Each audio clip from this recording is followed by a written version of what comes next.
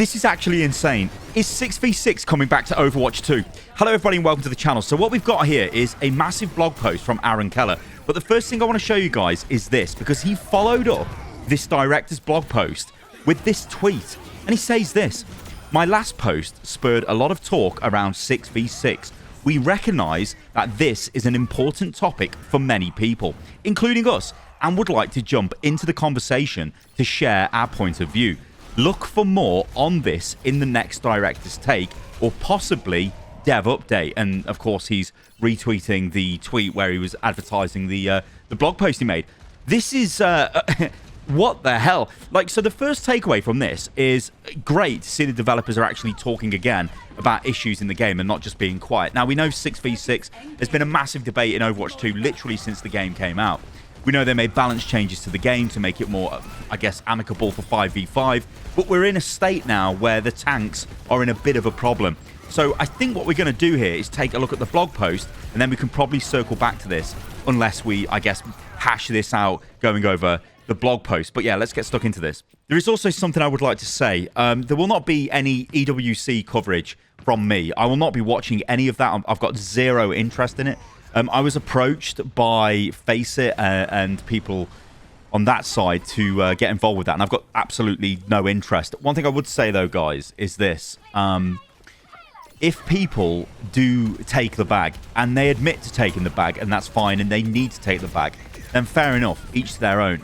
I've got an issue, though, with people that very clearly don't need to take the bag and go and take the bag anyway. They've got no morals, and they need to check themselves, because that's not great. But as I say, I've got no interest in it. There'll be no coverage. I won't even be watching it. I've got no interest at all. So yeah, let's move on. So this is the director's take, and it's kind of funny because this came out literally as I made the video I put out yesterday talking about the tank balance issue the game's got. So this is director's take talking tanks and upcoming hero balance changes. Hey everyone, it's been a bit since our last director's take. We've missed a few of these in recent months. Sorry for the gap. Speaking to all of you will continue to be a priority for the team. So, you know, good stuff there. You know, talking about communication. It's always been a thing with Overwatch 2, with Blizzard. The comms have sometimes been really good, and then they sort of crawl back into their shell. They don't really say anything. Then they come back out and they start talking again. It looks like we're at that phase now where they're starting to talk again, and long may that continue. Let's talk about tanks. Let me rephrase that. A lot of you are talking about tanks. I'd like to contribute from a developer point of view. We've heard from players that the tank role is in a tough spot right now and has been since Season 8 ended. We agree.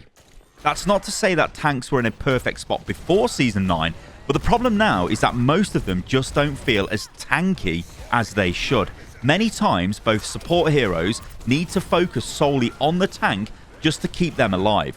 In this scenario, both the tank and supports can feel like they have limited options in their gameplay, as they are essentially tied to each other. Now, do you guys agree with that? Because I think I absolutely do agree with that. You can tell when you play tank and you don't get that focus from your supports, you will get melted. That's just the way the game has been designed. It doesn't feel great. So the answer to that has been, let's buff the tanks, then the tanks become nigh on unkillable, and then, yeah. And I think that's where we are now. So I'm not entirely agreeing with this comment completely. I still think tanks are powerful. Certain tanks are ridiculous in the game, and they absolutely have to be focused to be killed. I think that's the issue. But anyway, let's move on. Our internal stats show this as well. We've come up with a new metric since Season 9 that we simply call Tankiness. It's roughly the number of deaths a hero experiences compared to how many deaths they ought to experience. There are lots of stats that go into determining whether an expected death is... what an expected death is, I should say, and I'm not able to go into that level of detail here. The point is that your experience and our data are aligned. Since Season 9, almost all heroes in the game have become less tanky. This isn't all unintended. One of the issues we were addressing at the time was the sheer amount of burst damage and healing available. However, most tanks, excluding Ball, who is roughly the same, moved a lot further than heroes in other roles. Recent changes, like the headshot damage reduction on tanks, had some effect on this, but it's still under where we'd like it to be. Now, I'd actually like to sort of focus on this thing about the headshot damage reduction on tanks, because it's a bit more complex than that. Think about Lucio Boop as well. That has been heavily reduced on tanks. And I think when they start going down this path now of having to make these crazy sort of like passive innate changes to tanks to make them more playable, I think that's a problem. And that probably is a problem that is being essentially caused through the actual foundation of the game. So do we need to dial this back, and do we need to look at the game again holistically as a foundation? Where are we coming from? This is potentially why Aaron has tweeted out saying we're going to talk about 6v6 and 5v5 fairly soon. Now, they could say two things here. They could say we're going to try it. Maybe we've got a experimental we're going to throw out there, like an arcade mode that we can play, or we've just got no interest in this. The game is 5v5, and then they explain their reasons why. I guess that's kind of circling back to what I said at the top of the video, so I guess we've kind of highlighted that there. But yeah, this is very interesting. We still like many of the game-wide changes that were implemented over the last few seasons. The projectile size increase, the headshot damage and knockback reduction on tanks, and the passive health regeneration on all heroes. However, what we're currently discussing is whether the path forward from here should be centered around broad, systemic changes or per hero changes. We're discussing limited versions of the former. For instance, we're looking at reduced versions of the damage roll passive. However, we'd like to move more of the latter. Individual buffs or nerfs to heroes can have a dramatic impact on their effectiveness compared to a broad change that targets all heroes or a role. Additionally, it further reinforces the differences between heroes. For example, one of the reasons Reinhardt ought to feel tanky is through his shield. So let's just jump back here because I want to read this off again. We still like many of the game-wide changes that were implemented over the last few seasons. The projectile size increase, the headshot damage and knockback reduction on tanks, and the passive health regeneration on all heroes. However, what we're currently discussing is whether the path forward should be centered around broad systemic changes or per hero changes. Now, again, that leads into the whole thing of, if Aaron wants to talk about 6v6, that's a broad systemic change. If you add another tank into the game now, how would this game work? I mean, the tanks are very strong, so you can't have two, right? Two super giga strong tanks. Surely they'd have to be toned down. Also, when you start factoring in the other tanks' abilities, some tanks that have actually fell to the wayside, tanks like D.Va, who are just like, they're okay, but Winston does a better job than D.Va. Ball, I guess, does a better job than D.Va. So why take D.Va? This is a problem. But actually, if you've got two tanks, you can take D.Va as a supplementary tank to Winston, and then you've got the old dive comp back. Very interesting stuff, isn't it?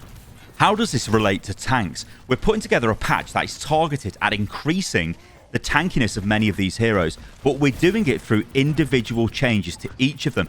Ideally, these changes would build on a hero's fantasy. Increasing the health of Reinhardt's shield is a good example of accomplishing both of these goals.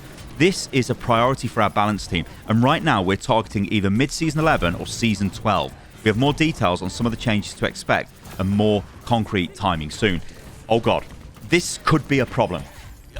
When you start, I mean, Reinhardt's barrier. I say we've all played Overwatch 1. I think we're getting to the point now where there are a lot of people that haven't played Overwatch 1 who've dipped into Overwatch 2. But if you guys remember Double Shield, that didn't exactly feel great, and that was generally caused by shields being quite good at, well, blocking all damage, or essentially most damage. If you buff Reinhardt's barrier, what is that going to do to Reinhardt? He already feels pretty good to me, Reinhardt does. In fact, this is like where I've got an issue. Like, I know Blizzard look at the stats. I know they look at community feedback. I know they've got their own ideas on where balance should be. But who thinks right now Reinhardt is in a bad place? And actually, I'm going to throw this out there. When Reinhardt's powerful, he could actually be one of the sort of catalysts for metas to go in a direction which generally don't feel too great. But I don't know, this seems a bit odd to me, this does, but we're going to get Reinhardt's barrier buffed. This touches on some discussions we've been having about balance philosophy in general. Balance in the game is very nuanced and doesn't just depend on the total power level or win rate of a hero. We look at pick rate, skill tier, region and platform, not to mention a myriad of other individual stats like the amount of damage, deaths and kills heroes have. On top of stats, design goals and community perception also guide our decisions. Some of the recent metas have brought into question the different ways we look at balancing heroes that could be considered niche. These there are heroes that the community is okay with having both high win rate and high pick rate. When Reinhardt hits a 60% win rate, which is considered very high for us, and is played often, there are few complaints. When a hero like Roadhog does this, he recently topped out at around 54%. The community reacts differently. Let me tell you why. This is so... So when Roadhog kills you, it feels shit, right? Roadhog just suddenly hooks you, pulls you in, does tons of damage to you. You're shooting him, he's not dying, he's doing your head in. It's just absolutely driving you crazy. It feels crap. It feels actually terrible. We've had this with Overwatch before. Look at heroes like Widow. She's exactly the same. Widow instantly killing you from across the map feels terrible. Look at Casino Royale, right? Circuit Royale, I should say. Casino Royale. James Bond, let's go. You look at Circuit Royale. Everyone hates that first point because Widow dominates it. And what are Blizzard going to do? Look at reworking that map in a couple of seasons' time? Like, what the hell? It's Widow that's causing the problem, right? It's because it's an insta-kill mechanic you can't do anything about. Okay, you can sort your positioning out or maybe play behind a barrier or whatever. But if you're out in the open, you get shot in the head, you're dead. Reinhardt, you know what he's doing. He's very readable. You can see what the hell he's doing. He's throwing a fire strike at me. I can maybe move out of the way. Oh, I've got too close to him. He's smashing me with his hammer. Yes, that's my fault. I'm too close to him. He's charged me. He's got me. Oh, God, I've seen him coming across the map. He's hit me. I'm into a wall. I'm dead. That's the difference. You know what I mean? Nobody likes Hog because his playstyle is horrid to play against, and it feels terrible when he gets you and you die. Reinhardt feels like a tank, feels like he's charging from the front. You know, he's leading from the front. If he kills you, okay, I'll hold my hand up, it's fine. I've died to Reinhardt. He's outplayed me, maybe? I think that's what the issue is here, guys. There are heroes that the community deems more fair or at least less frustrating than others. The mechanics of some heroes, especially at really high levels of play, require us to pay more attention to them. We still want every hero to be competitively viable, which I'm going to stop there again. That's actually impossible. Every hero cannot be competitively viable. Like, if that's the case, the problem with... Okay, I'm a bit of a rant here, but the problem with that is you end up with heroes that have a... Let's be diplomatic, a limited skill ceiling that can just go to the top. And then they're playing at levels they kind of shouldn't be at because they're carried by the kit of their hero, not really through their Overwatch game sense. And that's a problem. So when the director says things like that, I'm like, what? I mean, we all know Overwatch is a casual game anyway. Yeah, it's got a comp mode, whatever. But it's casual, really. And I think that's one of the issues. They want every hero to be playable because the game is designed for you to, like, latch onto a hero. And if that hero becomes trash or not playable, then you're probably not going to play the game. And I think that's what the devs are trying to balance. And we love that some of our heroes can be the right situational pick. But we think it's healthier for the game for us to proactively and in a more timely manner manage certain heroes and prevent them from dominating. In that vein, where is the balance in the first few days of Season 11? On the tank side, there is no standout winner, with Diva, Sigma, Winston, Junker Queen, Reinhardt and Zarya in the upper half, their win rates between 50 and 55%. Now, you guys will remember in the video from yesterday, Alex Dawson, sorry, I think that's your name, said that the lead gameplay designer, they're going to buff Winston. So, I mean, they're saying Winston is one of the better tanks at the moment anyway, and we know Reinhardt's shield is getting looked at. Crazy. Anyway, with damage, Pharah continues to excel. Oh yeah, Pharah's broke at the moment. Pharah's continued to excel at 58%. Reaper at 55%, and May at 50% have risen, and Sojourn has dramatically fallen around 44%.